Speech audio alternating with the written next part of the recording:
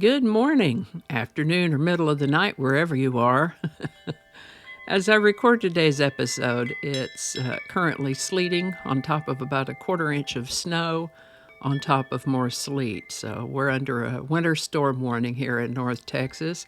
And I know that some of the more northern states and latitudes might say, "You call that a storm?"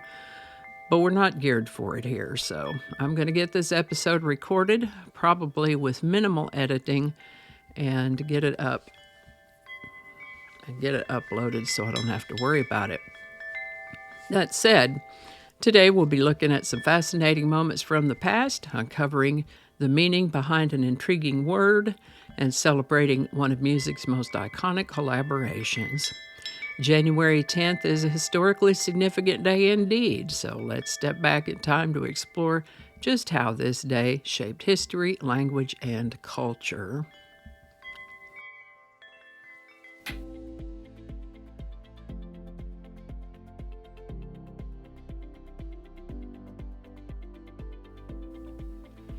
Hi there, and welcome to This Day in History for January 10th.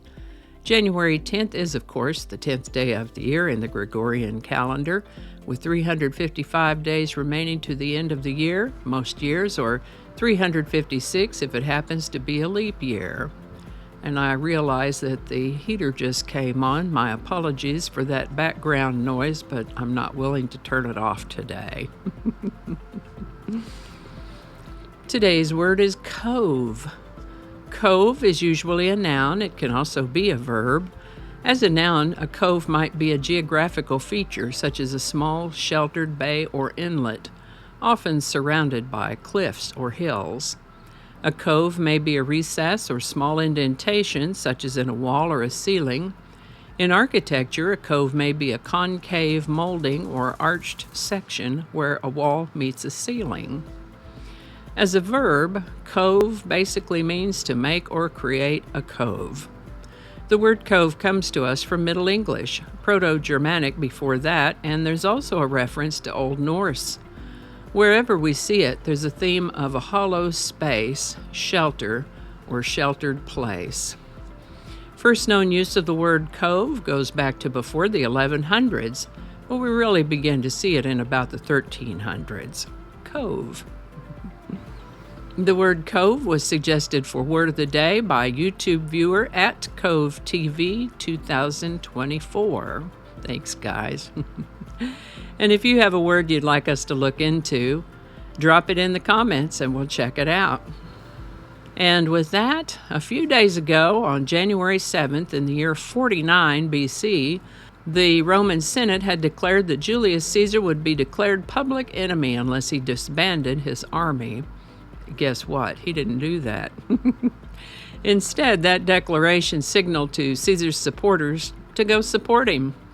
And on January 10th in the year 49 BC, Caesar and his forces crossed the Rubicon, which is at that time the northernmost border of Italy, entering Italy from Gaul, heading for Rome.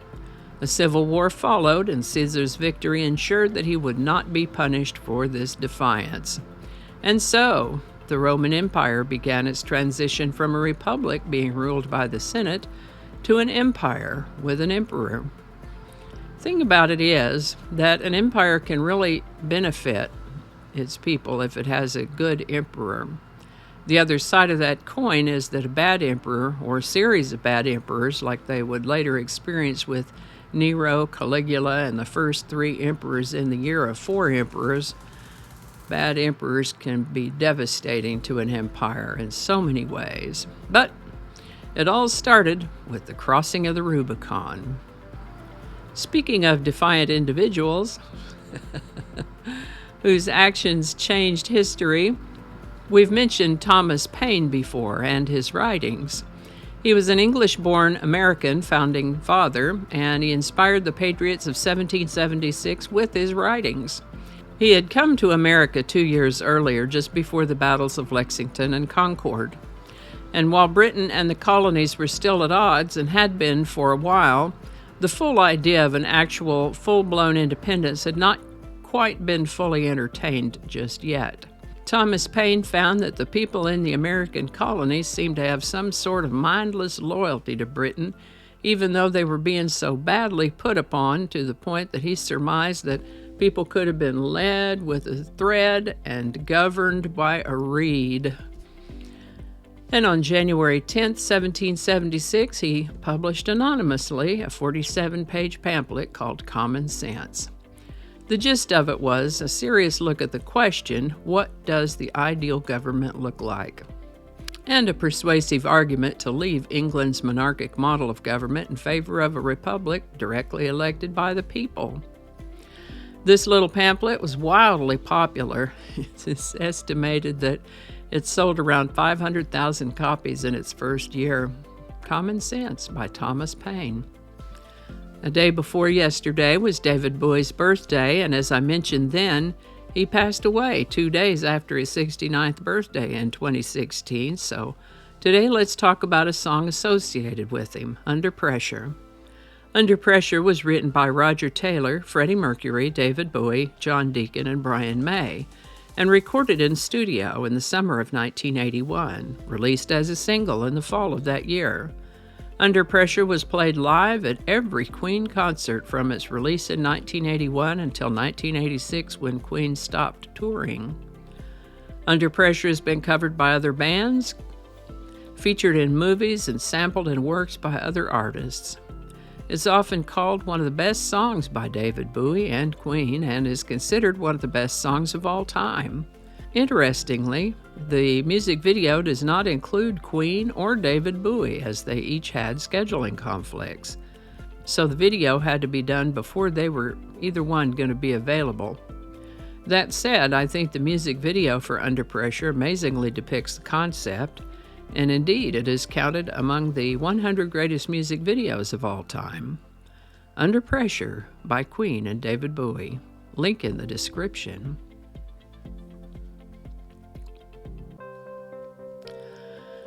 And there we have it, this day in history for January 10th, from Julius Caesar's bold crossing of the Rubicon to Thomas Paine's revolutionary pamphlet Common Sense, and the timeless magic of Under Pressure by David Bowie and Queen. Today's stories remind us how courage, creativity, and occasionally defiance can echo through the ages. Until next time, take care and stay curious. And I think that's going to do it for us today. Thank you so much for watching.